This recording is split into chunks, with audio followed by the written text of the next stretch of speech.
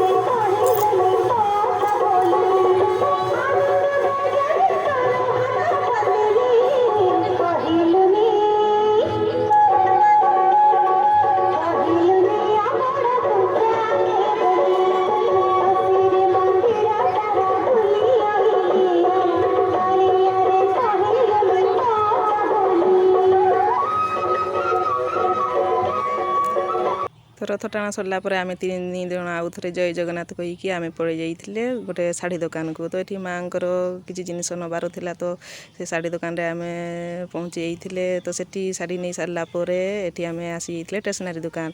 तो देखु बहुत सुंदर स्टेशनरी दुकान गुड़ाक सब आसी बहुत सुंदर भी लगुच। तो अंधार हो लाइट ना आउ। तो आज भिडियोटी आपको केमी लगे कमेंट माध्यम निहाती जनइबे। जदि भिडियोटी भल लगी थाए लाइक गोटे निहाती करेंगे। आम चैनल जदि नुआ थे सब्सक्राइब करने भूलें। रखुची जय जगन्नाथ।